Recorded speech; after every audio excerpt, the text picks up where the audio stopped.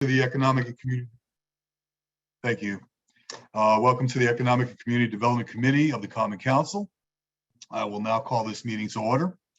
Roll call. I see we have Mr. Heelman with us, Ms. Shanahan, Mr. Livingston, Ms. Smith, and myself, John Kites. Am I missing anyone? And we're still waiting on Ms. Young and Mr. Keegan. Okay. Now we're going to open it up for public participation. Just for those here for CDBG applications, you will have your time to speak. Anyone else on this call, Sabrina, that would like to speak to any item on the agenda? I do have one, Robin Cabral. Please raise your hand if you want to speak. If you are here for the CDBG applications, just don't raise your hand and I'll promote you to a panelist if you're in the attendee list, but that's all we have.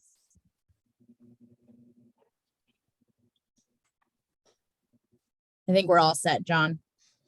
Okay. And now we'll close public participation. We go to item 1, administration. That's the approval of the minutes of January 6, 2022 meeting. Any corrections to those meetings before I call for a vote? Okay. Would someone like to move the minutes? Thank you, Mr. Livingston. All in favor, please raise your hand to signify yes. Abstentions, noes. Okay, minutes pass unanimously. All right, I see many of you are on this call and many of you here for CDBG applications. Just give everyone a summary on how we're going to handle this. You'll all be allowed 3 minutes to speak, and then we'll open it up for questions from the committee. Sabrina, are you going to help us out with calling 3 minutes when the time is expired? Steven's actually going to do it, but I'll also be keeping time, so we're all on the same page. That's great. Perfect. Okay. All right. Like Steven had said earlier, we'll be starting with Jewish Family Services. Do we have a representative from Jewish Family Services? Yes, you do. Okay. Should I start? Should I go ahead? Okay, thank you. Hello, everyone. My name is Rebecca Konevsky, and I am the Director of Case Management at Elaine and Jane Skokie Jewish Family Service of Fairfield County. Thank you for the opportunity to present to the Economic and Community Development Committee and any community members who are joining tonight. And in addition, I want to thank and recognize the esteemed partner agencies who are with us this evening for all their hard work in our community. Skokie Jewish Family Service was established in 1975. And we have grown into a comprehensive social service agency offering senior home care services, case management, emergency assistance, clinical and medical management, medication management, food pantry, and meal delivery services. Our agency is non-sectarian and available to all members of the community without regard to race, religion, gender, sexual orientation, disability, age, marital, or economic status.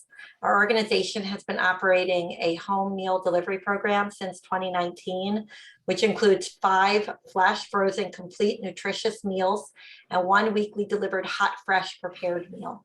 Utilizing a team of volunteers, our agency has been delivering grocery and personal care items since March 2020. We are requesting through this grant funding to continue what we were doing in this past year, which is a home delivered meal program, 5 flash frozen prepared meals. Each meal includes an entree, soup, fruit roll, dessert, delivered once weekly, a weekly fresh prepared delivered meal, which is hot and fresh, and monthly delivery of pantry and household grocery items to 25 clients throughout the Norwalk community. All the deliveries are to the Norwalk area LMI, lower medium income clients who are vulnerable, senior, and primarily homebound. Since the start of the pandemic, our agency has seen a 500% increase in clients utilizing our food assistance programs. We calculated that the food pantry and related food delivery programs average more than 1,000 clients per month by the end of this past fiscal year. As a result, greater funding is required to support the additional clients receiving assistance in 2022, as the steady increase over the past 2 years indicates that there is no evidence to support that numbers will reduce in 2022. Our agency assumes we will continue to see escalating client requests for food relief. This grant, we just want to 30 share, seconds. this grant has single-handedly improved everything about our food programming in Norwalk. You allowed us to expand services provided for this grant to the most financially and food insecure clients in our Norwalk population. And we just hope that we can continue to do that in 2022. Thank you. Great, thank you. Any questions from the committee? And please speak up because obviously I can't get you all on the screen. So if anybody from the committee has a question, please just say so. Okay, great. Thank you. Thank you for your time. And just a reminder, YMCA is next. great. Just a reminder to the applicants, if you just state your name and your position within the organization. Very helpful to us. And next, to go to your front of your books here, we're going to be with the YMCA. Yes, good evening, everyone. My name is Jared Barnes. I'm the Chief Development Officer, and along with myself, Robert McDowell, who's our CEO, we want to thank the committee, citizens of Norwalk, and everybody else for taking their time this evening to listen to our grant proposal. The Race for Chase Triathlon.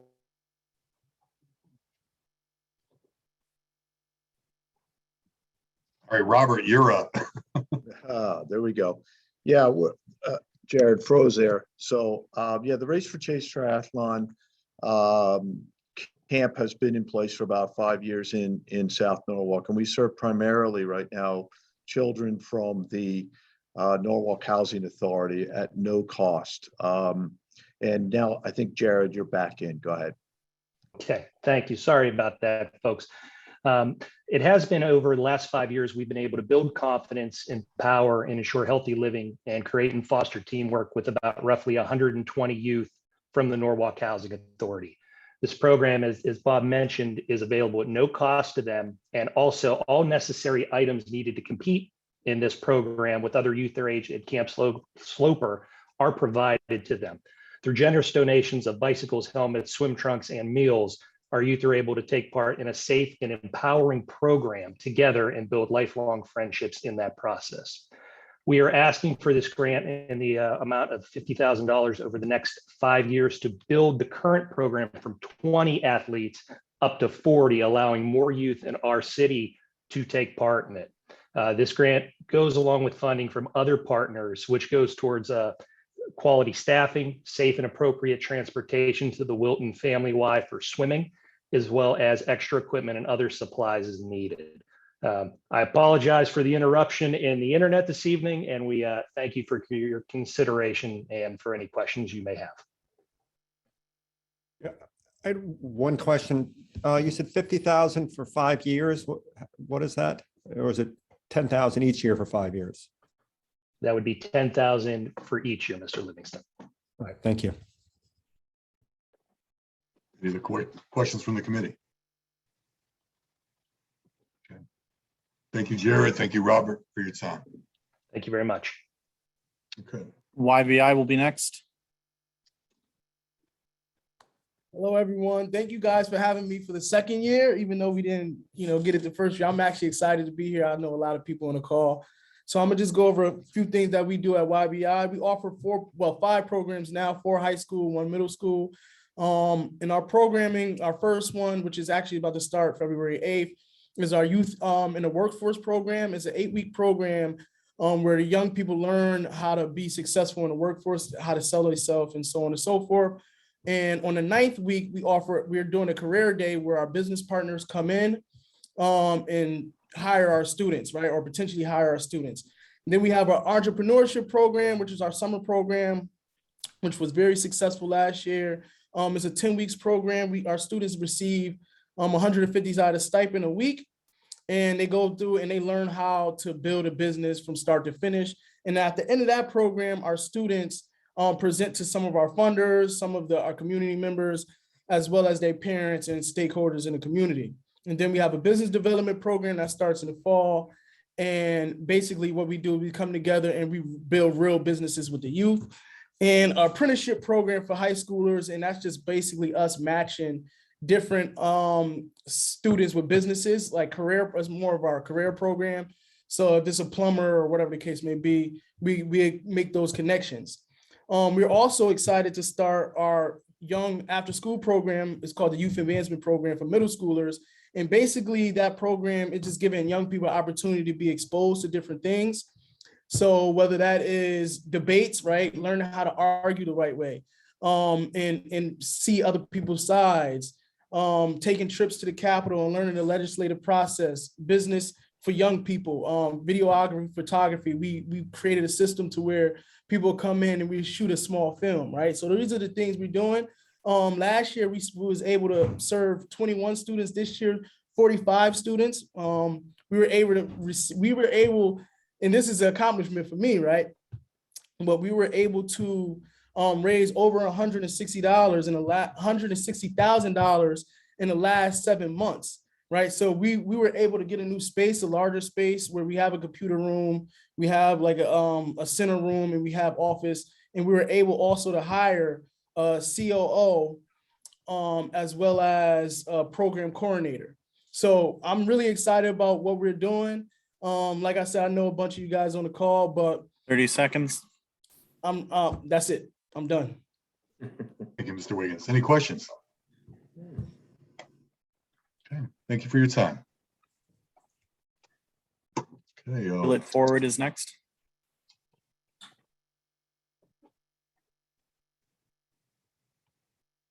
Okay, hello, my name is Ed Spilka. I'm a member of the board, the treasurer, and community outreach individual at Wheel It Forward. I'd like to thank you all for the opportunity to present for the first time. We are a new entity in Fairfield County, located in Stamford. Wheel It Forward is a new kind of community library. We don't loan out books, we loan out durable medical equipment. Think hospital beds, wheelchairs, walkers, Hoyer lifts, anything that's needed this way. The thing that we saw is that this type of equipment is made to last 5 to 10 years, but on average is only used for 4 months at a time. And then typically it gets put into a garage and ultimately gets thrown away. And it seemed to us that that's a hugely wasteful process. Obviously, it fills up landfills with merchandise that can be used otherwise. We didn't really know exactly how people would respond to what we've done. But in our first year, we established ourselves in the fourth quarter of 2020. Over the last year, we have collected over 17 tons of equipment. We're loaning out 300 pieces a month plus right now. On average, $2,000 worth of value every single day is going out to individuals. And the point is to provide this to anyone who might need it free of charge. If they don't have the ability to pay for it, we'll ask for a suggested donation otherwise, which allows us to provide to those who can't have it on their own.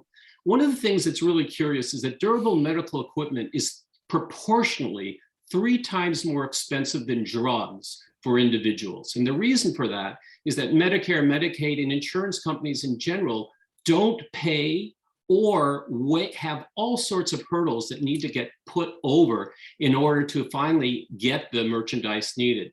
And so there are long periods of time where individuals, if they don't have the ability to buy this stuff, are without it. And so what we're looking to do is to provide that gap. And what happens is we loan it out for as long as an individual needs it. When they're finished, they bring it back to us. We sanitize it and we loan it out once again. We've got a very sophisticated website that allows people to look at our inventory on a real-time basis. It's actually even now in 5 languages, so it's available to people that way. But they can look at it, they go ahead, they fill out the documents that are needed, the liability 30 seconds. and then they are able to use whatever it is that they need. We can deliver.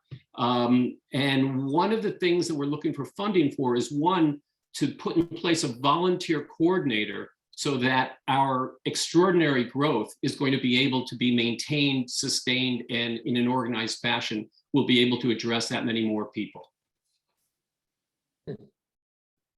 Mr. Spilka, any questions? Barbara, Ms. Smith? Yeah, thank you, Chair Cuddies. Yeah, I'm curious where you are obtaining the items from. So we have relationships now with Greenwich, with Stamford, with the city, where we've had DME drives so that people bring stuff to us that way. We have relationships with a number of schools so that the kids actually get organized and do these. Brunswick School did something earlier for us. We've had stuff at Fairfield done also. And so it's really a matter of getting it. We have a relationship with junk luggers so that when they go into people's houses, they collect the stuff, they let it pile up and then call us and we come and get it. So at the dumps, there are locations for people to be dropping these things off, and we'll continue to have more drives in order to get this sort of stuff. Okay, good to know. Thank you. Ms. Shanahan? Do you take everything from crutches to beds? I mean, it is a wide variety of, can you just give us a sense of what it is that you're collecting? Yeah, exactly. The whole gamut. And now the truth is this, in the case of crutches, everybody's got a gazillion of them, and we only get 3 or 4 calls a month for crutches. But what we do is we do take them so they don't get thrown away. And we have relationships with organizations that take these and then ship them overseas, et cetera, so that they do get utilized. The trick for us as we're continuing to grow into this is to be able to match what we're getting in to what's being requested out. Wheelchairs, for instance, whether they're transport or otherwise, are something that there's a lot of demand for, but we have found that there's more demand than we've been able to collect. So we need to go out and we purchase wheelchairs, and we have got special relationships there in order to do that in an advantageous way. But the whole gamut of this sort of stuff is what we're open to, and we provide not reusable stuff, but the durable equipment that we can then sanitize and is made to last for an extended period of time.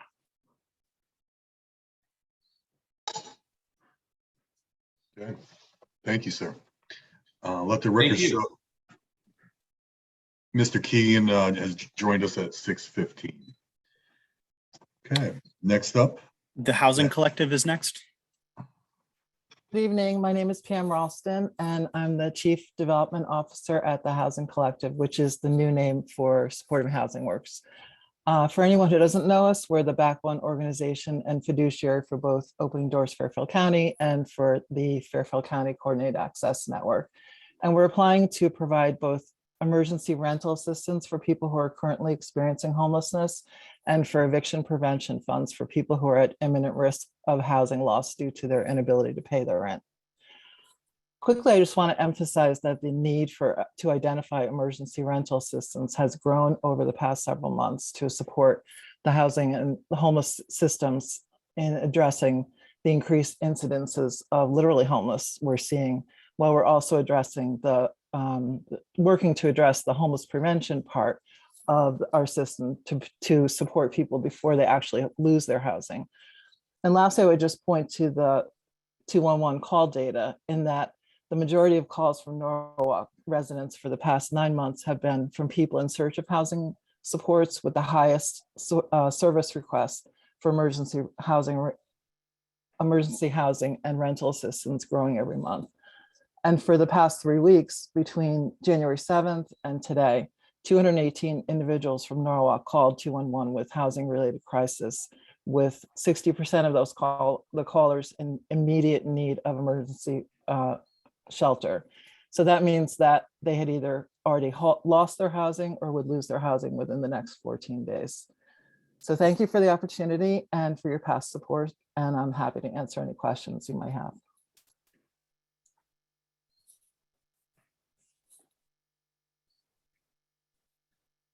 Seeing no questions, thank you. Thank you. Stepping Stones is next. Hello, my name is Scott Sedley. I'm from Stepping Stones Museum for Children. Can you hear me? I see Stephen's name still on the screen there. Yep. You can hear me, great. Okay, Scott Sedley from Stepping Stones Museum for Children. I just wanted to thank everybody for your time first and state that the funding category that we went in for was public service projects with a geographic target area of citywide. and our matrix code was childcare services. So at Stepping Stones, what we were looking to do is, in response to the COVID-19 pandemic, look for a way to bring some pro-social interactive activities that could bring children and families together, and also the community together at some of our local Norwalk landmarks and locations. And we settled on bringing our Mud Degrees program into the community. So as the community and children especially continue to recover from the lingering effects of the pandemic, our Mud Degrees Community Extension program will serve an increasing need for person-to-person direct interactions involving social emotional learning and literacy programming. Stepping Stones staff will deliver Mud Degrees programming twice monthly at Norwalk locations, including libraries, youth centers, and a Norwalk Housing Authority, as well as providing virtual Mud Degrees learning experiences free of charge through our website and social media channels. The Mud Degrees program is a groundbreaking social emotional curriculum developed by the North Shore Animal League and the Yale School for the 21st Century. As we bring this into these libraries and youth centers and other areas, the program builds on children's affinity for animals as they interact with live shelter animals, and enhances children's self-awareness, relationship skills, and ability to make decisions that benefit people, animals, and the environment through the teaching of empathy and related social emotional skills. We've seen in the past, when we've had the Mud Degrees experiences at the museum, that we've been able to serve about 3,000 people annually at the museum through Mud Degrees programming. And we virtually, when we've done this in the past year, as the museum has been closed through the pandemic, we have served about 4,000 persons annually through virtual Mud Degrees programming. 30 seconds. The programs last about 30 to 45 minutes, include story time, meeting of shelter pets, and interactions with local animal shelters and volunteers. And we anticipate serving about 50 persons per site visit this time, and an additional 2,000 to 4,000 through our virtual experiences, for a total of 3,000 to 5,000 children and youth served through this program. Thanks, Scott. Thank you. Thank you, Ms. Sedley. Any questions? Thank you for your time. Thank you. Star Inc. is next. Hi, everybody. I'm Peter Savarine. I'm the Director of Philanthropy at STAR, and I thank you for allowing me to present to you again this year. STAR is celebrating its 70th anniversary this year, and we have a long history of serving people with intellectual and developmental disabilities in Norwalk and the surrounding communities. We're currently serving about 600 families per year, and about half of those are people from Norwalk, and we serve people from birth to their senior years. I'm going to take a couple of seconds of my presentation and just congratulate Ed on his project. I think that's a wonderful project, having gone through that with family members, and also at STAR, we're constantly finding ourselves in a position of having a lot of excess equipment, and we have no place to donate it. And people calling me all the time to donate equipment, and I have no place to refer them to. So I think that's a wonderful project. So good luck. Our request this year is for $20,000 to go towards our customized supported employment program designed to find meaningful jobs in the community for people who are recent high school graduates and adults age 18 to 60. We currently are serving about 235 adults in the Norwalk headquarters here in our day services. We feel that every one of them can have a job with support, and that is our goal. Sadly, the unemployment rate in the IDD community is much higher than the norm. And pre-COVID, we only had about 29% of our clients in meaningful jobs.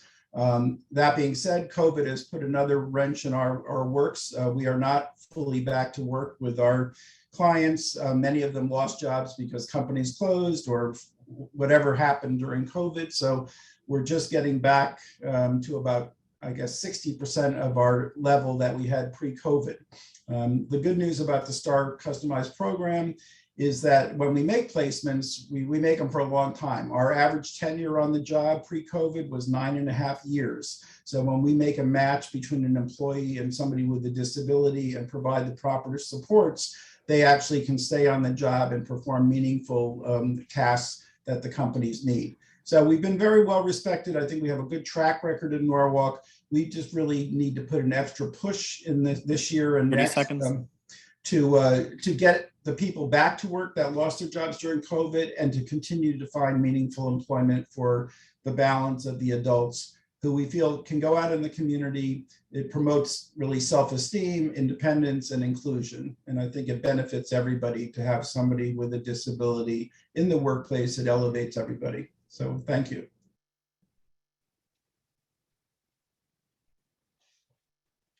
Any questions? Thank you, Peter. Serving all vessels equally is next. They are saved. Good evening to the members of the Economic and the Community Development Committee, as well as our partners in this community. My name is the Reverend Roosevelt Ewell. I serve as the founder and the CEO of Serving All Vessels Equally Incorporated, acronym for SAVE.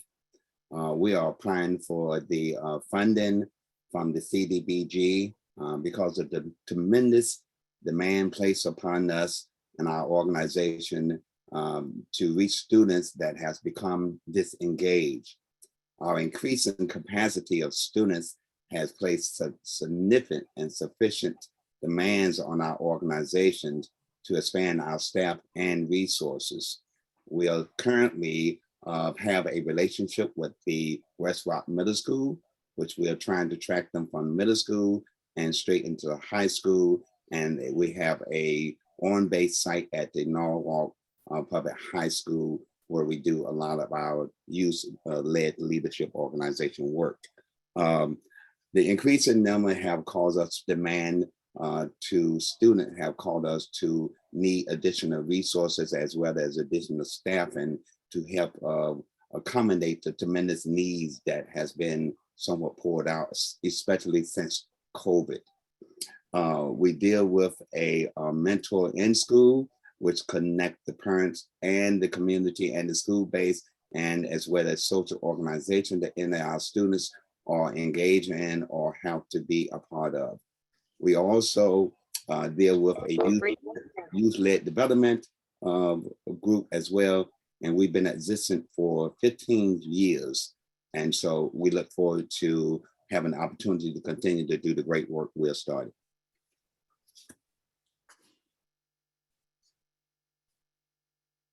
Any questions? Thank you for your time, sir. Rowan Center is next. Hi, my name is Kate Guthrie, and I am the Development Director of the Rowan Center. Thank you all so much for your time and consideration this evening. The Rowan Center is requesting $25,000 from the Norwalk CDBG grant to support an increasing need for our crisis counseling help and advocacy services to City of Norwalk residents, specifically advocacy training and support for Norwalk Police and Norwalk Hospital team members. For those of you that don't know us, the Rowan Center is the only sexual assault crisis center serving Lower Fairfield County. So that includes Norwalk, Stamford, Greenwich, Westport, Wilton, Weston, New Canaan, and Darien. We offer crisis counseling, hospital and courtroom accommodations, K through 12 school outreach education, justice advocacy, and professional training, and it's free of charge, including to the uninsured and uninsurable population since 1947. We offer our services in English, Spanish, and Haitian Creole, and we run a 24-hour hotline, including texting services. In Norwalk alone, we have seen an increase of over 35% of documented reports of sexual violence during the pandemic, and the number unfortunately has yet to drop. While the need for our services has always outweighed our capacity to provide, we're currently really outnumbered. And so we need to build stronger partnerships with our community services in the police and the hospitals. As of this past fiscal year, it has become a top priority of our board of directors to expand these relationships. We know that we can support one another on a united front and get perpetrators off the street and survivors the well-deserved help they need. We just need a little help, and that comes in the way of funding our staffing support for these services. Statistically speaking, for each 1,000 sexual assault cases that occur, only 300 are reported. Of the 300 that are reported, only 25 go through the court system and are penalized. When we provide personalized advocacy training and support for our hospital teams and police forces through classes and personal accompaniment to incoming reports of sexual violence, we see over a 30% higher rate of filed assault reports matriculating. When they seek our counseling services, this rate jumps another 50% about. Reports don't always happen in the first call, but for example, when our police officers know to call us, how we operate, or how to use our taught strategies in the classes, we are really useful in providing that helpful assistance and making interrogations and hospital evaluations that much less frightening to the survivor. 30 seconds. These survivors shut down less, proceed more confidently, and as a result, we pull more perpetrators off the streets. We hope we can do this together, and thank you for our time. Thank you. I have a question. Have you had any experience or I guess, what is your relationship with Norwalk in the past? Well, is this a new venture? We haven't applied for this before. I would say, I think it's 36% of our incoming survivors do come from the Norwalk area. We do work very closely with Norwalk, Stanford, and Greenwich hospitals as well. Great. Any other questions? All right. Thank you very much. Thank you. Person to person is next. Hi, good evening. Thank you to the panel for your service on this important committee. My name is Nancy Coughlin. I'm the CEO of Person to Person. We aim to provide, create equitable access to economic stability for struggling families and individuals. A full 7% of all Norwalk residents rely on Person to Person each year to afford their basic living necessities. Tonight, we're requesting $50,000 to support the salaries of 3 bilingual, culturally competent caseworkers at our Norwalk site, located in the heart of the community at 76 South Main Street. These caseworkers have been on the front lines of helping families affected by the pandemic, providing emotional support and also wraparound services. They provide information, referrals, they help connect people to services inside P2P and in the community, provide one-on-one budgeting assistance, negotiate payment plans between landlords and tenants, administer our financial assistance program, among a myriad other manners of support. They help identify the root causes of people's financial crises and help identify solutions. During the pandemic, they were on site as we hosted or co-hosted with the City of Norwalk and Norwalk Public Library, Unite PT rental assistance bus over 5 different days.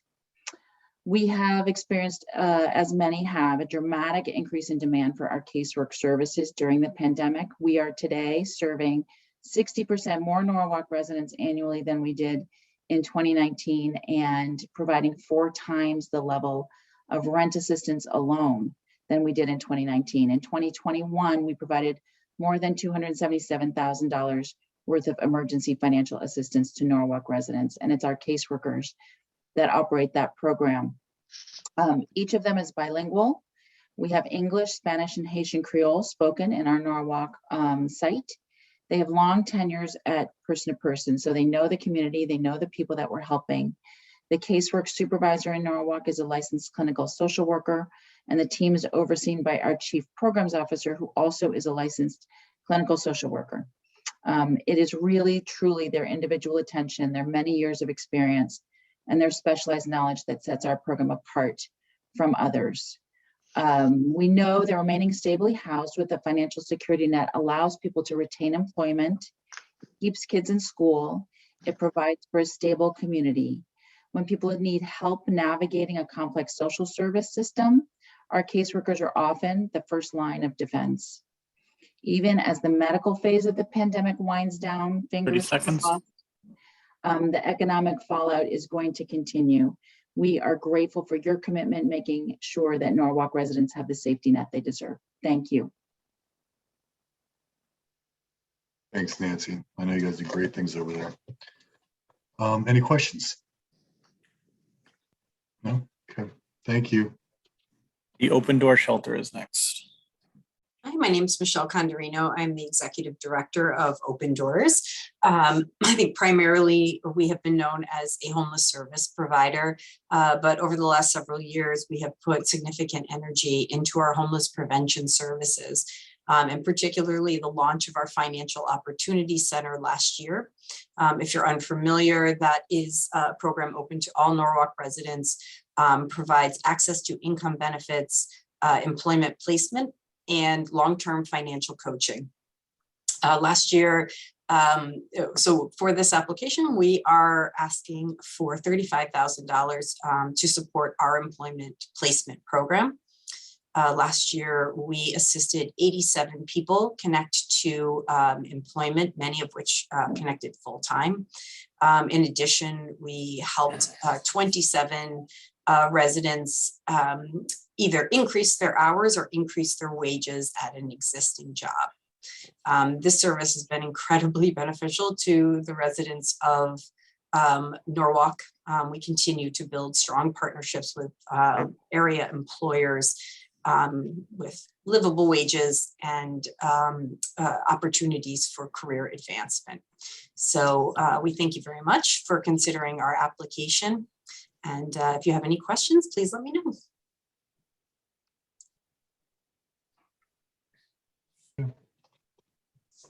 Thank you, Ms. Condorino. Really quick, just let the record show Ms. Young joined us at 6:25. It's 6:42, just as a correction. Oh, I'm sorry. Apologize. The Norwalk Senior Center is next. Hi, everyone. My name is Beatrix Lane, and I'm the Executive Director of the Norwalk Senior Center. Our organization has been serving Norwalk seniors for over 51 years. We are designated as a community focal point for information and access to aging services by the Southwestern Connecticut Agency on Aging.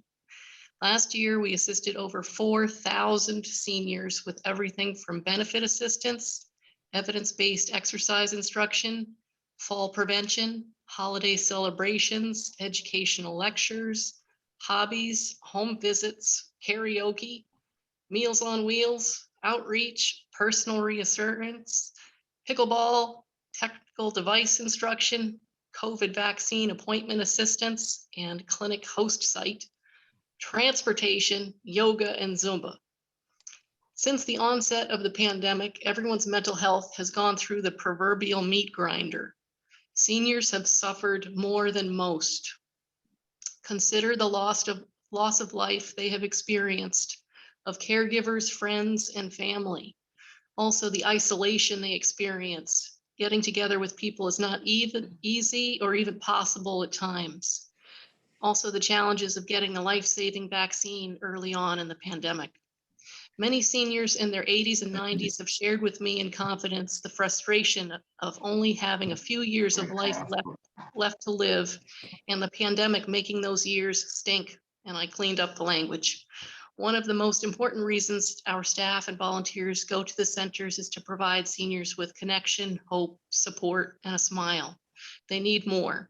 The Norwalk Senior Center, in collaboration with the Community Health Center, is promoting the launch of a brand new behavioral health program called Bright Minds. If funded, we will provide individual psychotherapy, both in person and telehealth, specifically evidence-based, trauma-focused, cognitive behavioral therapy, and dialectical behavioral therapy by licensed clinicians and master's level clinical associates. The number of seniors served would be 38 to start with. We are requesting a little over 21,000 to start the program in July. Thank you for your consideration. Thank you, Beatrix. Long time no see. Good to see you. Any questions? No. All right. Thank you. Thank you. The Norwalk Housing Authority is next. Good evening. My name is Adam Bovilsky, and I'm the Executive Director of the Norwalk Housing Authority, here with my Director of Maintenance, Leroy Fender. I want to thank the committee for taking the time to listen to all of us this evening. Your public service is really greatly appreciated.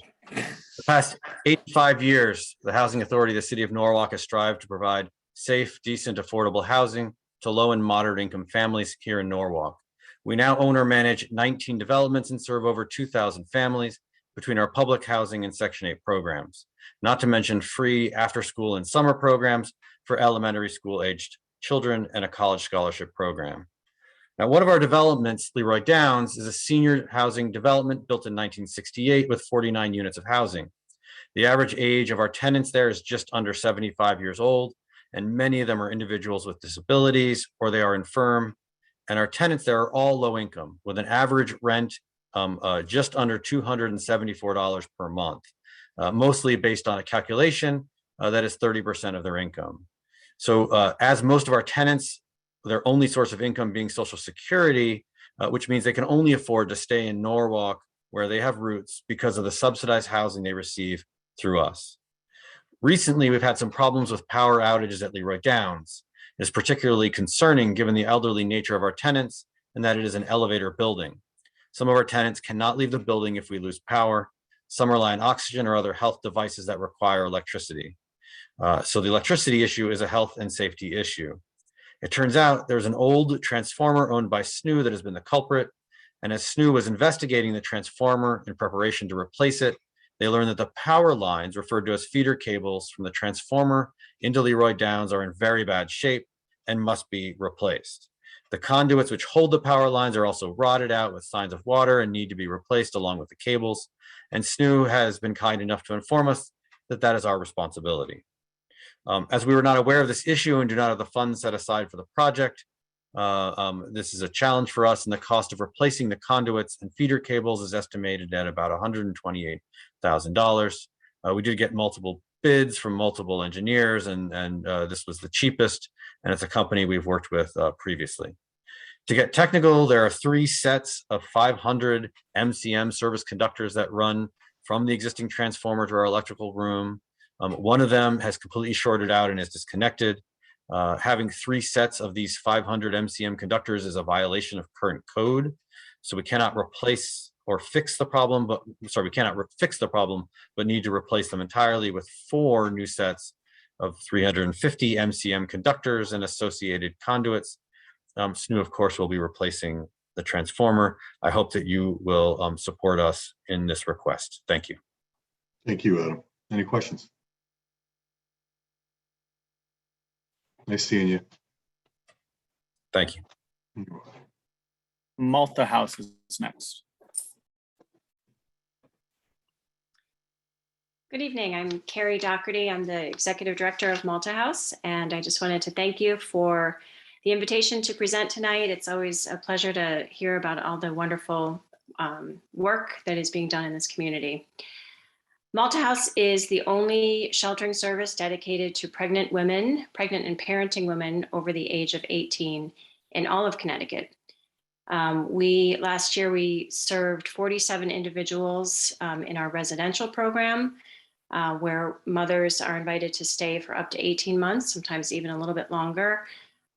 So we can really ensure that they have a period of stability so that they can transition to independent living and independent and stable living with their child. We also served 39 moms last year through our Partnering Success, which is our graduate program. So I think one of the hallmarks of what we do is the continued support of our moms after they move out. So we really can ensure their long-term stability and independence. We were founded in 1998, so we spent 23 years at our little home on Prowett Street. We moved in November to our new home where we increased our capacity by 50% and we have tripled the square footage. So our request is to help fund the staff salaries for our case workers, our case managers. We, of course, with growing like that overnight, we are really short-staffed and we definitely need to hire some additional case managers, both for the residential support as well as the graduate support of our graduate families. We also have an on-site daycare where we have also expanded the capacity of babies and toddlers that we care for. And we have 3 family suites where we can care for a mom with more than 1 child, up to 2 children. So again, we've grown overnight, and we definitely are looking for your continued support. We've been very grateful for your support for the past 3 years, and we hope to count on you again this year.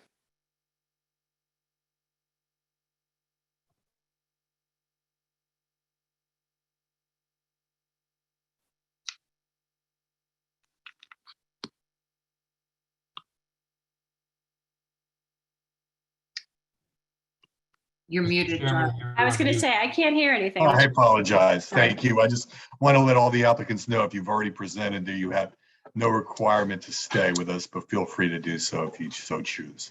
Thank you. We will not be voting tonight. This is just our presentations. The Liberations Program is next. Hi, my name is John Hamilton. I'm the CEO of Liberation Programs. It's good to see you again, Carrie. Malta House does great work as well. We've just celebrated last year our 50 years in business in Fairfield County as a nonprofit behavioral health agency. Much of what we do, though, is in the area of substance use disorder. And we have programs in Greenwich at Greenwich High School and Greenwich YMCA to work with youth in Greenwich prevention and treatment. We have Liberation House, people may be familiar with, which is 65-bed residential program for men in Stamford, as well as outpatient medication assisted treatment in Stamford. Most recently, because of COVID, we've actually embedded a licensed social worker. Now we had to add a second one into Stamford Hospital's primary care setting on 299 Long Ridge Road to deal with all the issues that were COVID related around depression and anxiety. We also have a large program in Bridgeport, which is outpatient medication assisted treatment as well. But today I'm going to speak about our program in Norwalk. We actually have 3 locations in Norwalk. We have a permanent supportive housing called Ginny's House. I'm actually coming into you from Glover Avenue, which is our administrative office in Norwalk. But today we're making a request specifically for our Families in Recovery program, which is on Elmcrest Terrace in Norwalk. And it is the only program in Fairfield County that actually allows women to bring children in for substance use disorder treatment. The greatest obstacles for women gaining treatment in early recovery beyond the shame and the stigma of addiction is childcare and transportation. So we've addressed this. We were the first program in the state to open up back in 1994. And it is a great model. Unfortunately, it's never been funded appropriately. It's for 10 women and 12 children. And because it wasn't covered by essential benefit, the state of Connecticut Department of Mental Health and Addiction Services pays for the 10 women.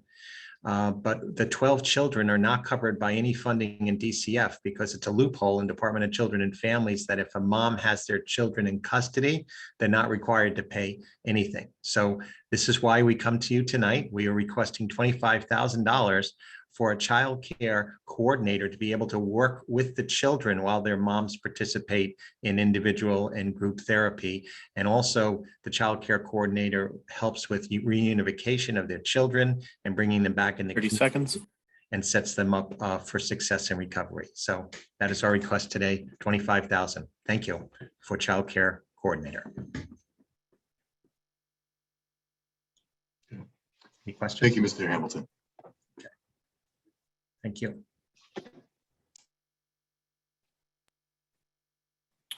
Keystone House is next.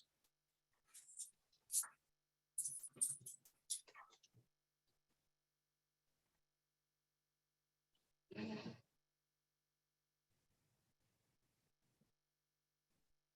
we have someone from Keystone House with us? Okay. So we will go back to Keystone House. Maybe they're running a little late. So I believe Homefront is up next. Do we have someone from Homefront? Yes, good evening. This is Sean O'Brien. I just want to echo everyone's thanks to the redevelopment office for putting this together, and to the committee. I know we all have Zoom fatigue, but this is it's exciting to think of all the good works that are happening around Norwalk. As a Norwalker myself, Homefront is a community-based program dedicated to keeping low-income families in their homes with an improved quality of life through repairs completed at no cost to them. We got our start in 1988 in Norwalk when we fixed up 12 homes, and haven't looked back. We've fixed up 617 homes and community centers in Norwalk, more than in any other city. And we've done that with our relationships with volunteers.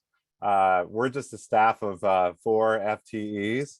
And the chief way we've done it is through a volunteer repair blitz in the spring, where which is something that the pandemic has not looked too kindly on. So like everyone else here, we've flexed our flexibility muscles. I'm proud to say we've been able to fix up 12 homes since the pandemic started, 5 with groups doing outside work mostly, and 7 through SWAT team type construction projects done by my more skilled construction colleagues. And really the positive that's come of the pandemic is it's accelerated our timetable to be doing more year-round work, which is what has always been a goal of ours. But if any of you have walked into a Home Depot and suffered sticker shock, you know that the building material costs have gone through the roof, pun intended. And so the funding from CDBG has been incredibly vital. This past fall, Mamie, who's a Norwalker, who took in her disabled child, was one of the families helped by this support. And we also helped out a home on Henry Street, or a multi-generational home that's over my left shoulder here, if you can make it out through my background. But we have over 50 requests for help in Norwalk.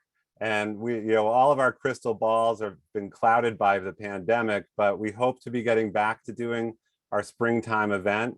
So we're asking for support from CDBG to be fixing up 3 homes in Norwalk. 30 seconds. And we double that in impact through the volunteers that work with us and through the materials that we get donated. And we're doing things like wheelchair ramp installations, roof replacements, window replacements, and so on. As a contingency, if we can't do it for COVID reasons, working with volunteers, we'll continue to provide urgently needed repairs with our Thank you, Sean. construction skilled staff.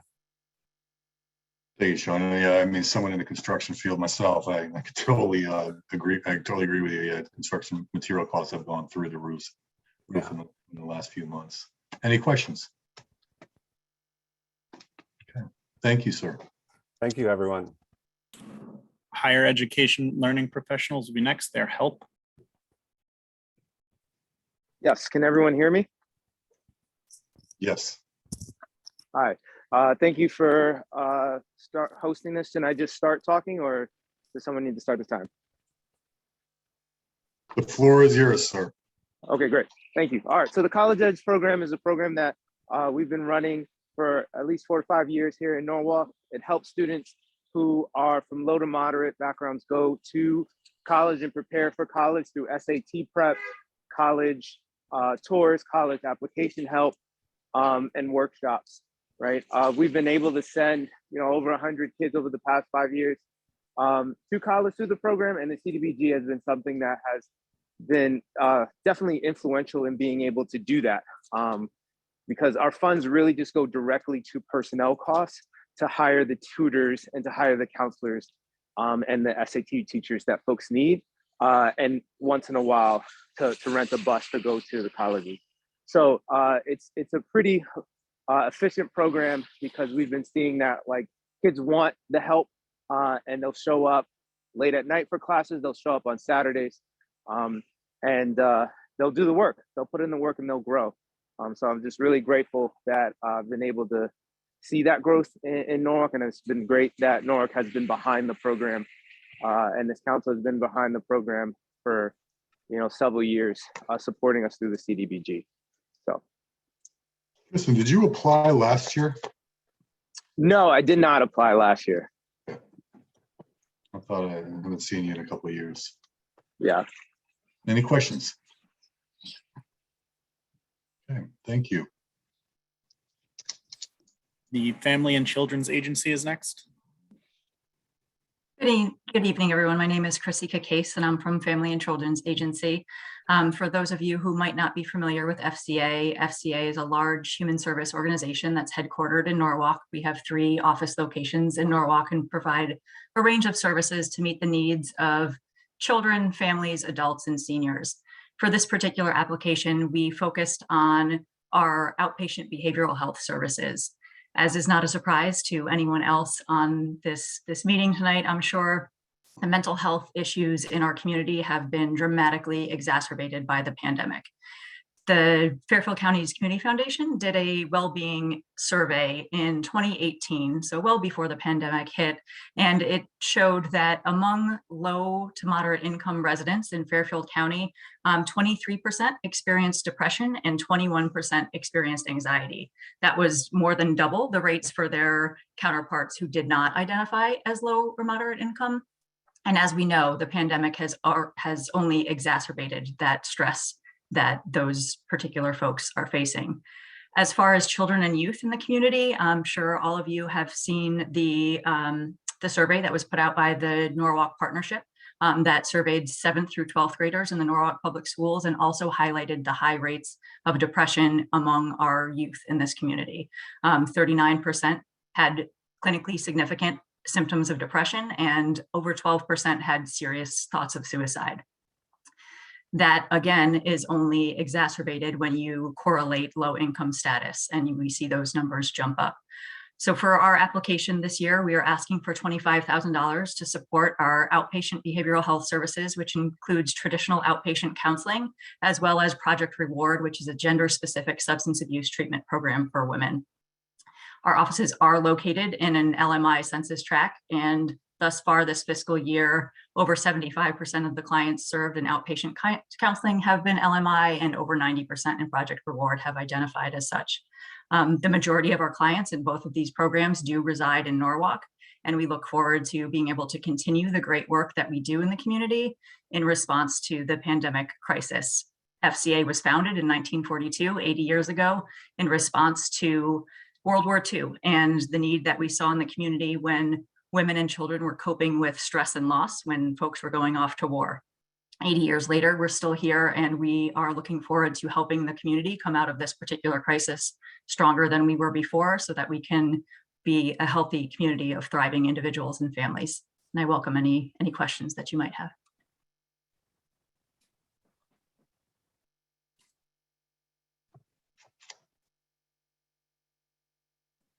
Well, thank you very much.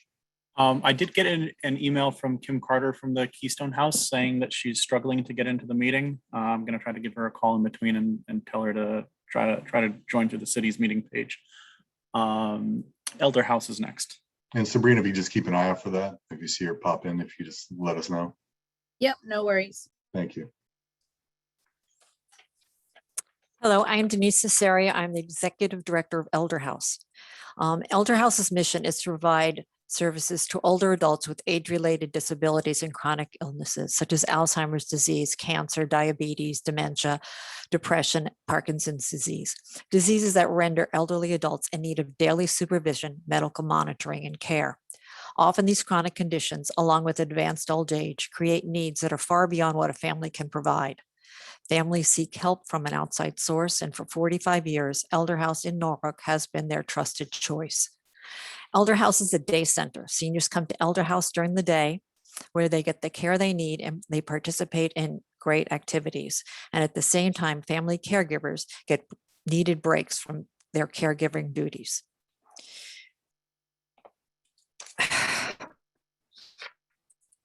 The COVID-19 pandemic greatly affected older adults, as we all know, and their family caregivers who are subject to months of uncertainty and isolation throughout Throughout the past years, caregivers have been enormously challenged with keeping their older seniors, especially those with aging diseases and underlying conditions, safe and well cared for at home. Caring for a frail disabled senior without outside help is never easy. It was even more difficult with COVID. Family caregivers endured months of isolation and heightened fears about their elderly loved ones' physical and emotional well-being. They bore the full responsibility of caring for an elder 24/7, and that often meant including activities such as bathing, dressing, eating, walking, assistance in all activities of daily living. Many caregivers experienced the constant supervision that was needed to ensure elders with memory loss were safe. Other caregivers endured the physical strain of providing round-the-clock personal care. Caregivers are exhausted, they're stressed, and they're in need of respite, regular periods of relief from caregiving duties.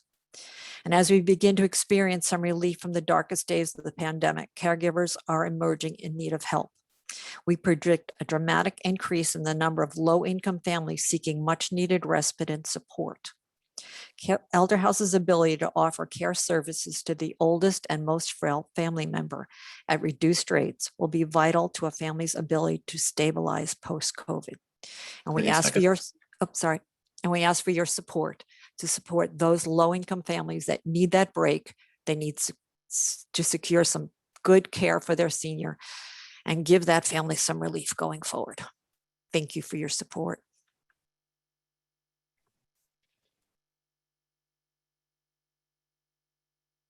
Thank you very much for your time. Thank you. Next up.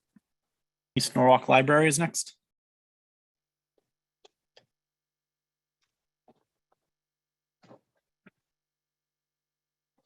Do we have someone from the East Norwalk Library? We do. I believe she's on mute. Hold on. Got it. All right. Hello. Hi, Sylvia. Hi. Okay. My name is Sylvia Archibald, and I'm the director of the East Norwalk Improvement Association. We do business as the East Norwalk Association Library. And I'd like to say good evening and hope all are well.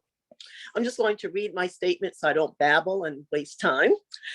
I would like to say first, thank you to the committee for your continued support to the library. Your support is very important to us because without this grant, we would not be able to fulfill a promise to the community of providing recreational, family socialization, learning activities, and events. With our awarded funds from this current year, we were able to achieve our goals in presenting quality programs for our diverse community. For example, a live action play, music, holiday programs, and our largest program to date, which was a Norwalk Community Fair. But due to COVID, our attendance numbers were understandably lower than they were in previous years, but we were still able to attract a bit over 300 families who attended our shows. This year, we're asking for $11,500 for community programming. A popular event, as I stated before, was our first Norwalk Community Fair. It was so well received from the public that people posted about us and gave suggestions for expanding the activities and would like to see it come back next year. So if awarded, we would like to keep this promise to bring back the fair, as well as we want to continue literacy programs and bringing in the arts. That's it. Thank you, Sylvia. Any questions? Okay, great. All right, next up, we have Domestic Violence Crisis Center, and they have both a service and a facilities application. So if you don't mind, you could address both those applications. That would be great. Perfect. That's exactly what I'll do. Thank you. Good evening. My name is Kim Polly, and I'm the Manager of Development and Special Projects for the Domestic Violence Crisis Center. And tonight, we are respectfully requesting 2 grants from the City of Norwalk. The first is $50,000 to expand our youth and family counseling program, and the second is $32,500 for a new HVAC system for our Norwalk Safe House. DVCC is the only state-certified domestic violence agency serving the towns of Norwalk, Stamford, Darien, New Canaan, Weston, Wilton, and Westport. We are a member of the Connecticut Coalition Against Domestic Violence. We provide 24-hour crisis intervention counseling for adults and children, housing, financial, and legal advocacy, and we have 2 safe houses, one in Norwalk and one in Stamford. 41% of our clients are Norwalk residents, and 85% of them are low income.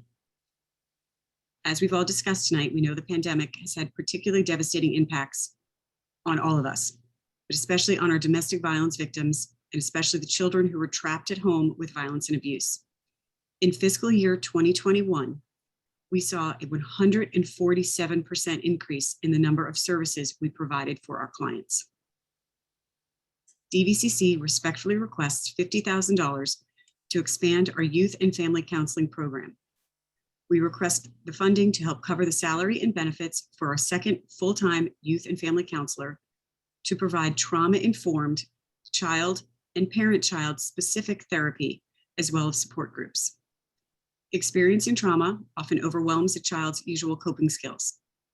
Children can experience difficulty regulating emotions and behavior due to trauma. Growing up in a home with domestic violence, where domestic violence occurs, is the strongest predictor of whether an individual will grow up to be a victim or a perpetrator of domestic violence as an adult.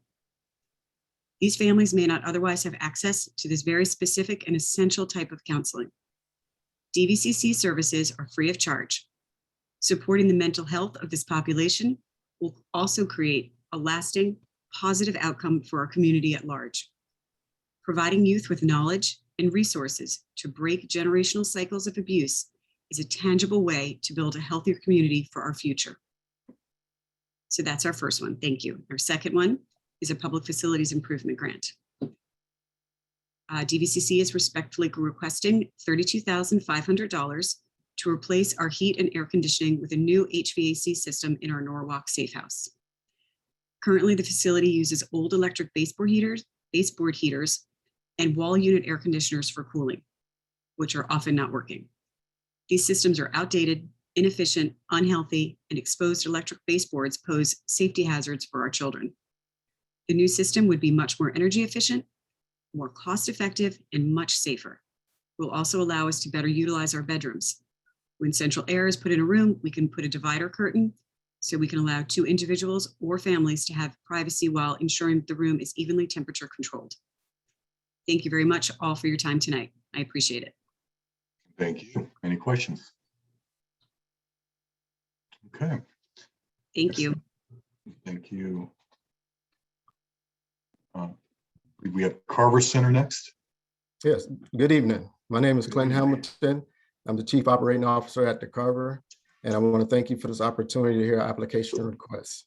The Carver has worked closely with the Norwalk Redevelopment Agency over several projects, including the installation of a new fire and security system, upgraded HVAC system, renovated our gym with a new floor, bleachers, height adjust hoops, and wall padding, along with a boiler replacement. Today, we respectfully ask for $63,500 to refurbish our outdoor basketball and tennis court and our existing fence. Okay.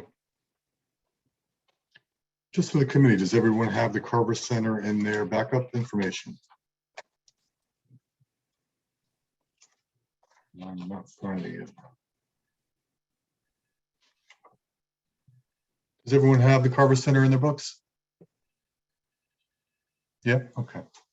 All right, great. Any questions for Mr. Hamilton? All right, thank you, sir, for your time. Thank you. Next up, we have Catholic Charities. Do we have someone from Catholic Charities with us tonight?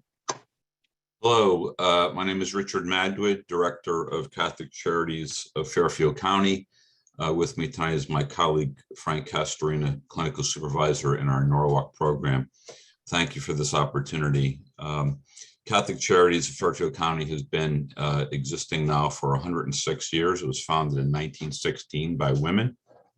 And our behavioral health counseling services in Norwalk have been there for 42 years. We service children, adolescents, adults, seniors, and families with mild to severe mental health issues. We have a psychiatric medical director and an APRN on staff. Since March 2020, COVID pandemic has come. We have fortunately gone to telehealth and in-office visits. Through our COVID experience, we have tracked our cases, and we have seen that there's been a 42% increase in domestic violence cases in the Norwalk area, 33% increase in chronic alcohol abuse among women, 47% increase of anxiety and depression among children, teens, adults, and seniors. 82% of our clients are on Medicaid and Medicare. Telehealth has been a very successful platform to provide service since many of these clients have transportation issues. We've experienced less no-shows and missed appointments of being able to offer our services via telehealth. We approximately complete about 5,000 counseling sessions per year in the Norwalk area. We also serve a large immigrant population from Norwalk. We have recently hired a bilingual Spanish clinician, which is licensed. So if we are approved of this funding, we are trying to expand the hours of servicing the immigrant population and Spanish-speaking clients. So I just want to take up some of this time, but I want to allow Frank, if I can ask Frank to take up some of the time as well. I think I have a little bit more time left. So Frank, you want to add to my presentation? Thank you. Sure. Thank you very much, Richard, and everyone for being here. As representative of our behavioral health program at Catholic Charities, it has been my mission to improve the delivery and accessibility of our mental health services for our Norwalk community. Through collaboration with Norwalk Community Collaborative, the Norwalk Partnership, Norwalk Youth Services, Norwalk Public Schools, and the Unitas platform, we have been able to increase the number of Norwalk residents served in 2021. 30 seconds. Through our services, we have been able to provide care to the most underserved populations. Immigration services been able to disrupt cultural barriers around mental health, connecting individuals and families to our bilingual counseling services. But as we know, the pandemic continues to pose many challenges daily, and the demand for services continue to rise. This funding will allow us at Catholic Charities to continue to strengthen our community partnerships in order to identify and address barriers and implement strategies tailored to the needs of our community. Thank you again, everyone, for your time tonight. Thank you. Thank you, gentlemen. Any questions? No? Okay. All right, before we move on to the redevelopment agency, have we heard back from Keystone House? I have not been able to get in contact with Kim. I sent her a couple of emails and resent a link as well as the link to the meeting's website and tried to call her, and I've not heard back. Okay. All right. So I guess now we will move on to the Norwalk Redevelopment Agency. All right. Well, good evening, everyone. It's Brian Bedola, Executive Director for Norwalk Redevelopment. The request you have before you tonight is for the administration of the overall CDBG program. So that involves obviously staff time required to deliver a lot of these projects, all the reporting required, HUD compliance, financial monitoring and the like. Our total request is $184,000, and it's in line with the percentages we typically use every year for administration of this program. Any questions? Okay. All right. I want to thank all the applicants for coming out. They're all great organizations. I'm familiar with many, if not all of you. We're always in a tough spot here with distributing the money we've been allocated. And just to put that in perspective, for services, we are looking to have around $136,000 with over $617,000 in requests. And under facilities, over $140,000 will be allocated to $164,000 in requests. So my plan will be, as usual, for those familiar and coming back to the planning committee for this process, is that we're going to be sending out an email, and you'll be providing me with all your top 3 choices for both services and facilities. It's worked out very well in the past, and I don't see any reason to change it at this point. So, but like I said, we've got tough decisions to make, and wish we had money for everyone, but we'll try to distribute it as fairly and equally as possible, like we've done in years past. So that being said, I will now move on to the next item on the agenda, which is item 2B, and is the industrial study update. Do we have Mr. Kleppen with us tonight, or is he at the planning and zoning meeting? I'm Chairman. Yes, Ms. Young. I don't know, there's, okay, I see people are leaving. I don't know if you wanted to just say again, people are welcome to stay and listen to the rest of the meeting if they like, but I think they're free to go, right? Of course, yes. Yeah. No requirements to stay, but feel free to do so if you so choose. They're leaving, okay. So Sabrina, is Stephen going to be Yep. updating us on the industrials, or is he caught up in another meeting? No, Steve's here. Oh, Front and there you center. are, Steve. How are you, Steve? Busy night for you. Lovely. How are you guys doing? Very well, thank you. Good. So what do you have for us?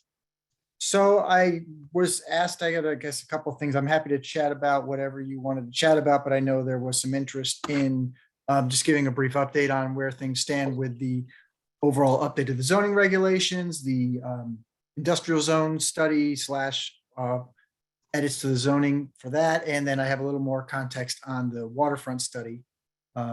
So that's kind of what I figured you wanted to talk about, but I'm happy to go over anything else you had questions on as well.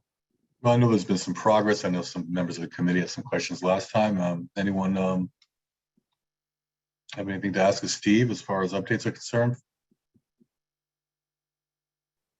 I guess, Steve, you want to maybe what's coming up? I know we have there's a subcommittee meeting coming up in about a week or so. Where are we at? I mean, anything to add? Sure. Yeah. So for this, just and I'll hit those quick, and I have just a few quick slides on the waterfront study just to go over with you in case people didn't get a chance to watch the public meeting. I can go through those kind of quickly. But the zoning regulations, again, there's not a lot happening in terms of what you would see, but there's a lot of behind the scenes just kind of slogging through and writing zoning text. So it's not overly exciting or a fun process at this point, but they're just kind of doing their thing. They're going to be in front of the consultants are going to be in front of the zoning commission in a couple of weeks just to provide an update. And then I think, they're targeting sometime in March for the, first draft for staff to take a look at and see how far things are off the mark or how things are close. And then, once those edits are made, then the first real public draft goes out sometime in the spring of this year. So, still on schedule, things are moving along, but, there's not a lot to show or really go over at this point until they get a draft in our hands to go over. The industrial zone study, so we started working on the actual zoning text and changes in response to the plan. So I'm going to start working with the zoning commission on that in a couple of weeks to go through it. And at that point, once it gets a little further vetted out, then we'll work on an amendment to the POCD, similar to what we did with the East Norwalk regulations. And that will actually come back in front of this body to, Common Council has to approve any amendment to the POCD as part of the process. So that'll come back to you. So I'll walk you through the changes to the zoning text and where things stand. But I think it's in a pretty good place for where things are at. Ideally, I'd like to get that changes done by sometime in April is my target, just because the moratorium on a couple items in the industrial zones, like the contractor yards, that runs out in sometime in May. So I'd like to get these changes adopted before that point, so that kind of the transition is kind of seamless and I don't have to go back and alter any of the existing moratoriums. So that's kind of where that whole process sits at the moment. The waterfront study is kind of the more active one out of all of the things at this point in time. As Mr. Kitey's mentioned, there was we did have our first public meeting a couple of weeks ago. Hold on, I got to slide back up. Okay. So here's just kind of a refresher on the geography that we're talking about. The black dash line is really kind of the focal point or the study area, where there's some other parcels that are also highlighted in here. And those are kind of areas that we've identified that even though they're not the focus of the study area, items that you regulate or recommend changes to here can affect things going on in other areas. So we're trying to be cognizant of changes that occur or that we recommend in area A can also impact areas that are not part of the study area. And again, this is some recap things that you probably saw before, so I'm just going to just highlight it again quickly. We do have a steering committee that's working on this. Several members of council, and I actually think on this committee are part of that. We have folks from harbor management, planning and zoning. Sabrina is also a member as well, and redevelopment agencies weighing in as well. That's the steering committee, and they've had 3 meetings. The next meeting is in 2 weeks, where they're going to get more in depth on some of the recommendations that came out of the public meeting that we had a couple weeks back. We've had conversations with just about, I think, every stakeholder in the area in terms of who owns properties and or businesses in the area. So we've done a lot of outreach on that.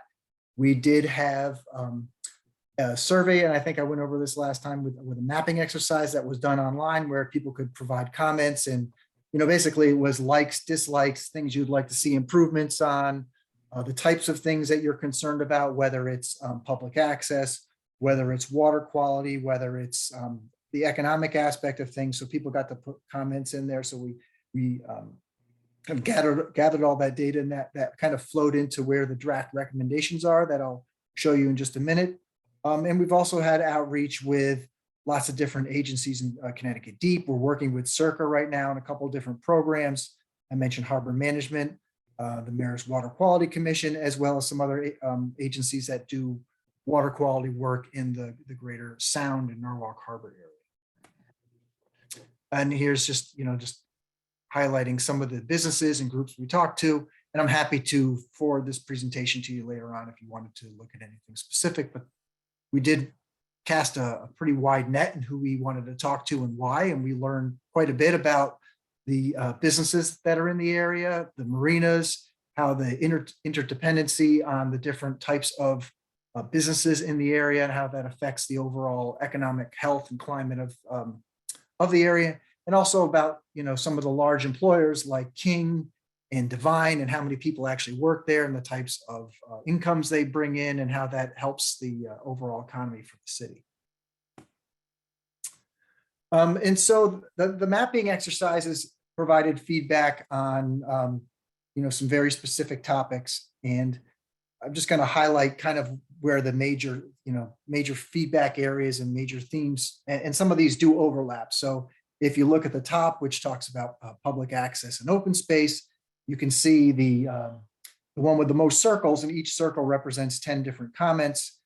Parks was, obviously one of the big winners. So people want more access to the water, which could be through parks. It could be through sidewalks and trails, but there is a strong desire for people to get at those, get at the water and interact with it more. Because in some areas, it's really kind of shut off from their ability to get to it now. And that also, coincides with the infrastructure. So where do you want to see the city focus infrastructure? And then that again comes into sidewalks and paths was the biggest winner. And then there's also the concern related to stormwater and flooding and how that it impacts not only the properties, but also things like water quality. And then how does our land use and then ultimately our zoning codes impact those things? So, things like getting more ability to get at the water for boats and kayaks, and then more ability to interact in a more social climate in and around the water also came up pretty strongly. So the consultant team and working with the oversight committee kind of broke the study area, which if you remember back to the first map, down into 5 kind of districts. And it's kind of evolved a little bit since then, but there are 5 districts that were identified. The first one being kind of what the Water Street area, which is on the left-hand side of the screen, and that what we labeled like the broader Marine District. The middle area, which has a lot of city assets in terms of parks and public areas now, is kind of being called like, it's the Washington Street Oyster Shell Park District. Then as you start to get up towards the Wall Street area, and you're transitioning to a little more urban areas and a little more dense areas, that's the kind of a CBD transition district. But that is differentiated from East Side, which is kind of like a little bit of a mixed use where you have some office buildings to the south portion of that area, some newer residential on the north end, and then kind of like what should happen in the middle. So that's kind of how that area is defined. And then the other area that kind of came out of the discussion, which I think is a pretty interesting area, it's kind of this like little mini industrial marina district. And it's got some interesting uses there. And, you know, it's got some environmental issues in terms of the amount of impervious surface there. Are these parcels utilized to the best extent that they can be? So it's kind of an interesting area that we're going to think about and come up with some suggestions for as the plan develops. So as part of the overall meeting, you know, we got feedback. The consultant team broke the public into, I think there was about 5 or 6 different breakout rooms, and each breakout room went through a series of questions and scenarios to get feedback on. And, you know, as we pointed out earlier, public access and public realm was kind of, was the big winner. But, you know, there were also a lot of other things that, you know, warrant serious merit as well, which we talked about earlier, like flood resiliency, water quality, as well as economic development. And that all feeds into the land use recommendations that will ultimately come out of the plan. The public did, you know, express concern that, you know, at least at the juncture we were at, we didn't have enough information on the water quality issues and what we were formulating in terms of open space, or how do we address more public parks. So we did take that feedback into consideration, and the next set of recommendations that come out of the plan, we'll look at that more closely. We did get some positive remarks across the board, I would say, on how the scenarios for the Water Street area should develop. And again, there is, you know, some questions about how you get access to that area, those areas. So we're going to. What kind of a public turnout did we have? We had over 120 people registered, and I think we had close to 70 at the high point of the meeting itself. The one thing I was encouraged by was there were at least half the people that were in the meeting I did not recognize from another meeting or from, you know, any of the land use meetings that I go to. Were new faces, and I think that was the good thing. And I'm not sure if it was necessarily because there was a topic that they were keenly interested in, but I'm hoping that's the case. Great, thanks. Yep. So again, working kind of from south to north, this is kind of the Water Street area here. So the upper left, and hopefully that's large enough for you guys to get a sense of, you know, of what this is depicting. But in the upper left is kind of existing conditions. So this is like, if we don't do anything and just leave it alone, this is what it's going to look like in the future. This is, the red area is all marine commercial zone. Here's Water Street, and obviously the blue is Norwalk Harbor. So that's scenario 1, leave it alone. The next 3 scenarios have a lot of similarities. What we've done and is kind of being, you know, recommended, which I think was received pretty positively, was kind of keeping this area along Water Street, keeping the parcels intact, with the main focus being maintaining that water dependent use, because we recognize that's important for a lot of reasons, for not only the city's economy, but it just makes sense to have for the active harbor. So the water side of Water Street should maintain those water dependent uses, but loosen up the restrictions on the actual Water Street inland side to allow some other uses, which can help to monetize the commercial businesses on the other portion of the property. So we've maybe the machine has made a sample to try it. I'm sorry. No problem. So we started talking internally with the consultant team on how we come up with regulations that ensure that these water dependent uses are maintained and can thrive, as well as giving the Water Street side a more urban feel, so it fits in with the fabric that's kind of developing to the west and through the other part of South Norwalk. And then the idea being that those redevelopment along the Water Street side can help monetize what's going on the water side. But the differences in these scenarios is fairly subtle, and it really comes down to recommendations on what you might want to see on the east side of the harbor, if it, after, it really is post-walk bridge. So should we see more park space? Should we turn it to more active industrial, or should it be solely a water dependent use? So you can kind of pick and choose which you think is the best alternate. And so we'll have those as choices as the plan develops.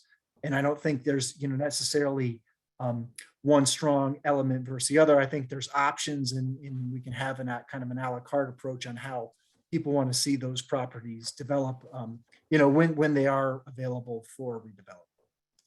Anybody have questions on any of these? Nope. Okay.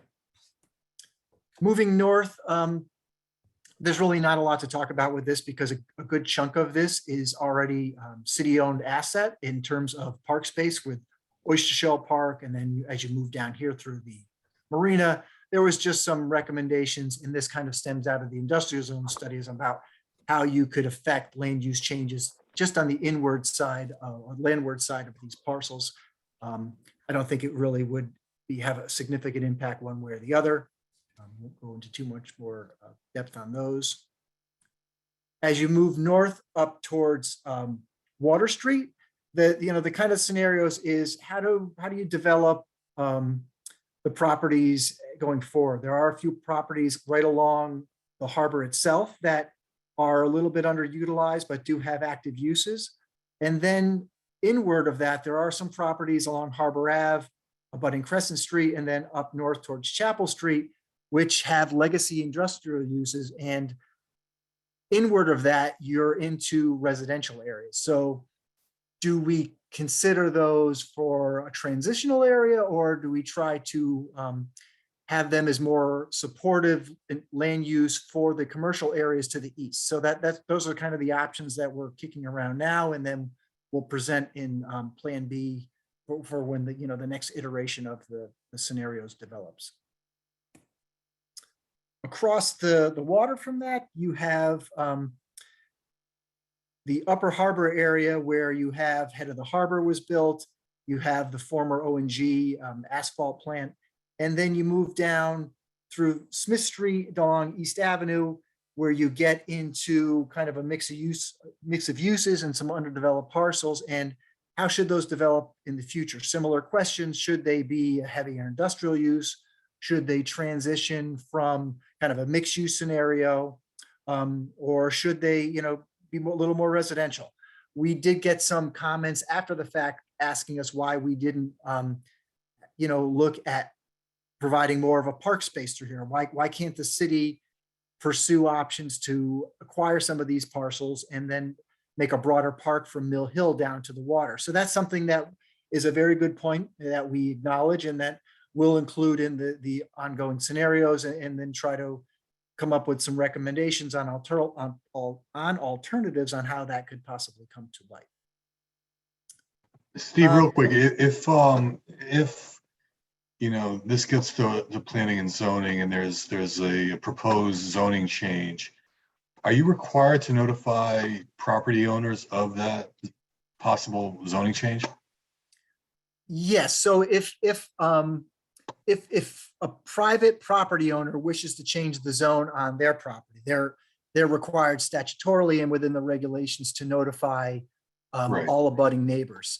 The city technically is not required to do that if we take something on under our own fruition, but we have not done that. We have notified every single property owner that we've proposed to make amendments to. Most recently, when we did East Norwalk TOD, we notified every property owner of that change a couple of weeks before the hearing, just to give them a heads up. That's great you're taking that initiative, because a lot, for many of these property owners, the first time they may even hear about a proposed zoning change would be from you contacting them. Right. Yeah, I don't think it's a good practice not to do that. I think that scenario came up when we did the West Ave Wall Street rezoning, where we notified the abutters, and there was just a lot of misinformation. And I think once we talked it through to them, they understood more. And I think we calmed a lot of fears down as part of that conversation. And maybe they could be a part of the, the public input process as well. Yes, definitely. All right, thank you. Yep.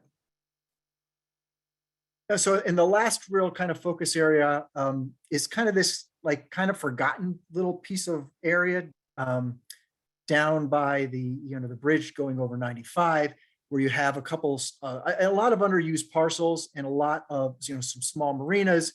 You have some commercial office buildings fronting up towards East Avenue. And it's too bad I should have put in my slideshow an aerial picture because it shows it a lot better than these diagrams. But this area is just a massive amount of impervious surface. So there are a lot of water quality enhancements that could get done here. And in just kicking this around with the consultant team, this could go in just a number of different ways in terms of land use recommendations. You could activate it more as a marina use. You could activate it more for a heavier industrial use or more of a transition area. So there's a lot of different options that the city could pursue. And so as we develop the scenarios more, we'll lay those out in a little more detail, and then people can provide feedback on the options they think are more appropriate for each one of these areas. So kind of next steps with this study, we mentioned the next steering committee meeting is on February 15th, which I think is a Tuesday.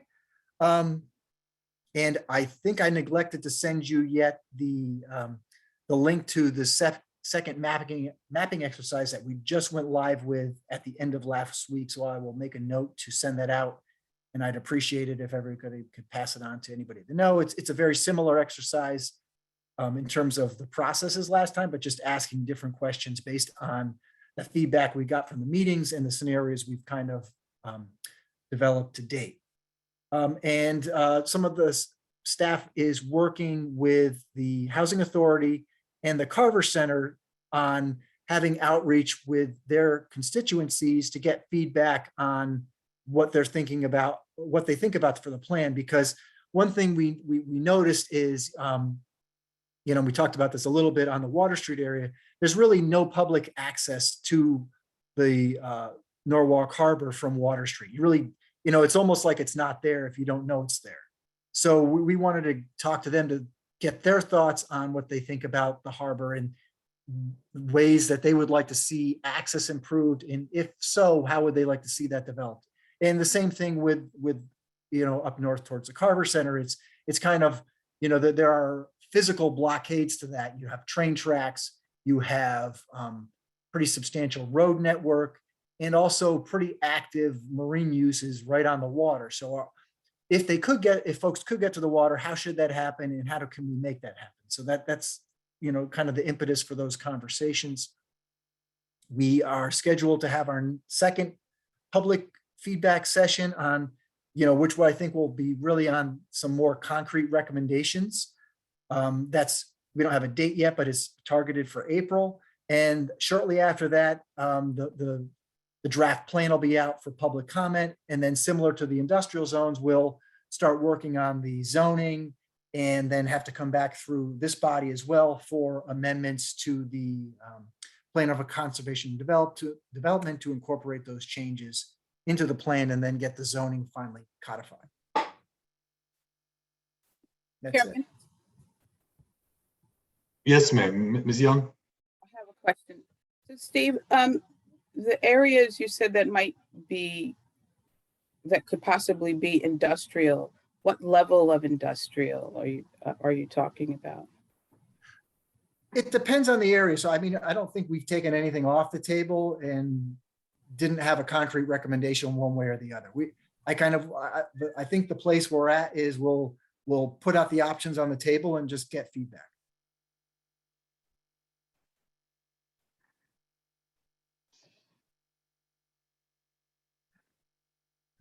Any other questions? All right. Thank you, Steve, for that very informative presentation. We look forward to hearing more. Sure. Anytime. Okay. All right. Last but not least, ARPA, item C1, ARPA funding. Jessica, there you are. How are you? Good. How you doing? Good. I believe you have a little presentation for the group. I do. Let me just get that started.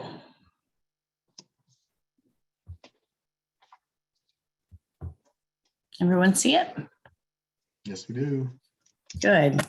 So I think that we can advance through the first couple of slides because we talked a little bit about how the priority areas were identified for ARPA at the last meeting when we talked about business support. And as you know, we looked through multiple different studies and plans and identified over 150 projects through those plans, and using different funding sources, we're able to advance over 90% of those efforts. Wanted to just highlight again that of the 39.3 million, we're looking at about 17% for economic community development. And then that, along with the MLK Corridor Initiative funding, the 3 million from the Urban Act program, and also the funding from GGP, which is the money from the Sono collection. We're really in a great place to be able to move forward a number of economic community development efforts. And so tonight, I know you've been meeting for a while now, so I'll try to move quickly through this, but happy to answer any questions. We're going to talk about walkability, connectivity, environmental green space, and also housing.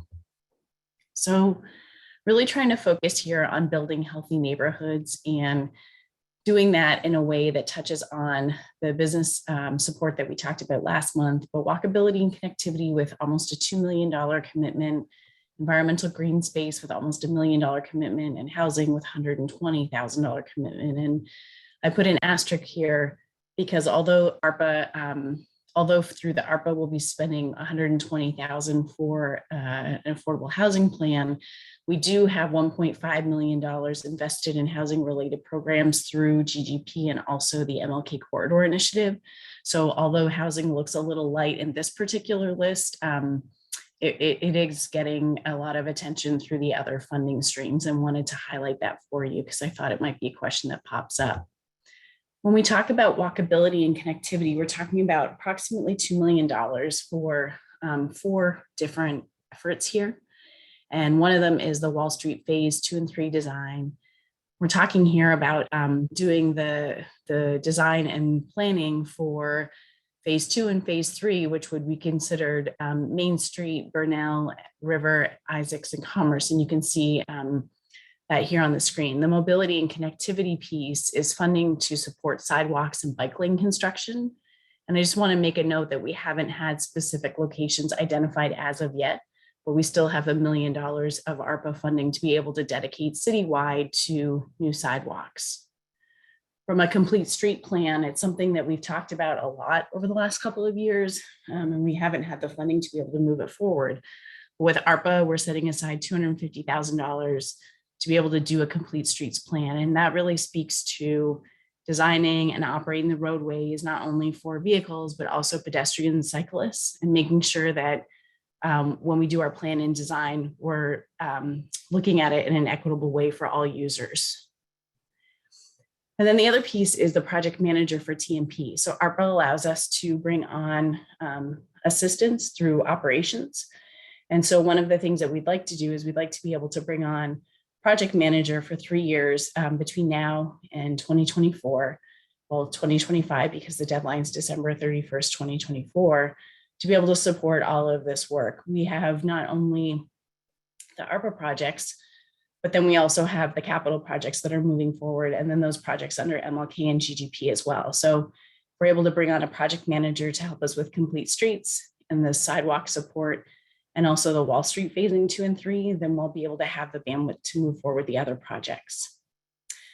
So just wanted to make a quick note that although it's 1.9 million, again, when we look at all of the city investments, including MLK and GGP, it's actually $3.9 million of investment into walkability and connectivity across the funding streams. From a green space and environmental standpoint, we're looking at these 5 projects. One is a tree management plan, which we would be developing an inventory and an assessment of the tree canopy across the city. Looking at tree planting programs, spending $500,000 to be able to plant trees. Climate action plan, which I know has been a big discussion. And we're partnering with the redevelopment agency to be able to work with the Nature Conservatory to look at this as well. And so that would focus on environmental efforts that would make positive future outcomes related to sustainability and resiliency. We've been working really closely with the Maritime Aquarium, and they would like to be in a position where they are more competitive for grant awards. And to be able to do that, we need to help them with an economic impact analysis, where it basically quantifies some of the intangibles that help us to understand what the impact is of the aquarium, not only the aquarium itself, but to the surrounding area and to Norwalk as a whole. And then also a harbor use plan. So funding to complete a plan that provides recommendations on how best to utilize the harbor for commercial, industrial, and recreational uses. And so we've been talking a lot about transient moorings and talking a lot about different ways to use the harbor, but this would actually allow us to identify recommendations and funding streams to be able to move that forward. So we would work with the Harbor Commission to do that. So again, from a city investment standpoint, from GGP and MLK standpoint, when we look at environmental, green space, and livability, it's actually a total of $3 million across all the funding streams, although the amount from ARPA specifically is approximately $1 million. So talking about housing, again, the city investment in housing across all three funding streams is 1.5 million, but from ARPA specifically, we're focused on an affordable housing plan. I actually want to stop. I just want to go back and make one more point for the harbor use plan. The harbor use plan is very well aligned with the industrial study and also the zoning study and the waterfront study that Steve had just given you an update on. So one of the things that we're doing, just as information for you, is we want to make sure that the waterfront recommendations that come out and actually align well with the harbor use plan. So we will be waiting for those recommendations to come out to be able to move forward the harbor use plan. So I just wanted to comment that there is alignment across the different projects. Sorry, so going back to housing. So we've been talking for a while about an affordable housing plan. It is extremely important. We'd like to be able to understand not only what type of housing we need, but where it should be located, and also the scope and scale of the affordability of that we need. So an affordable housing plan is extremely important. We're currently developing an RFP and we would like to post it before the end of the month. But it really is speaking to the demand for housing and the supply that we currently have and being able to make sure that those align. So in summary of the 39.3, we have about 17% dedicated to economic community development, and you can see the categories below. Business support, 3.4 million, walkability, 2 million, the environmental focus around $1 million, and then housing, 120,000 for ARPA. And then of course we put a contingency in of 300,000 just in case anyone adds the numbers and they don't equal exactly to the 6.7 million. But just wanted to provide you with the thoughts of how the money will be committed. We've been working really closely with procurement. We've also been working really closely with legal and also the IT department, as well as DPW and finance, to make sure that all of the programming is eligible for ARPA, that we have reporting in place, and also that we're going through the proper procurement process based on the federal regulations.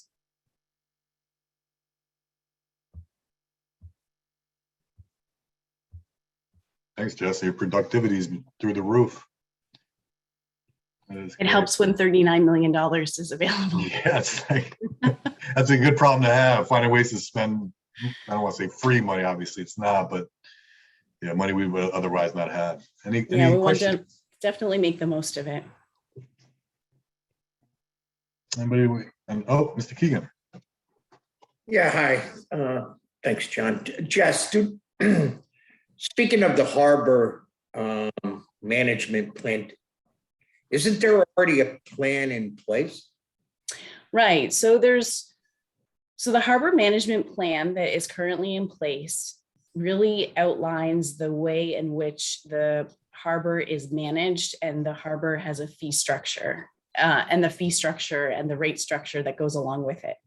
It speaks to the management of the harbor itself, and it speaks to the fee schedule that goes along with that, and specifically anchorage and mooring fees.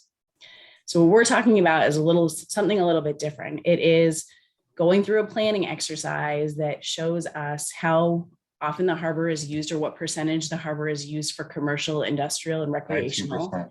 And then it identifies future opportunities for us to be able to make investments in the harbor, to be able to utilize the harbor to a greater extent. So what we're looking for are ways in which we can enhance the use of the harbor and identify ways in which we would make those investments. And if we were to make those investments, if there are any grants available for us to be able to leverage.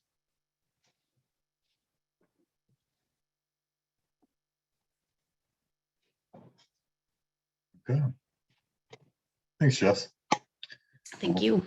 And thank you all. I know it's been a long night. Some of you probably haven't eaten dinner yet because we started a little bit earlier, but like I said, thank you all for your time, and plenty coming up in the coming months. All right, seeing there's nothing else on the agenda, do I have a motion to adjourn? Thank you, Ms. Shanahan. All in favor? Great. Not All playing right. tonight, Darlene? All right, everyone. Have a great night. Good night, everyone. Good Thanks, night. everyone.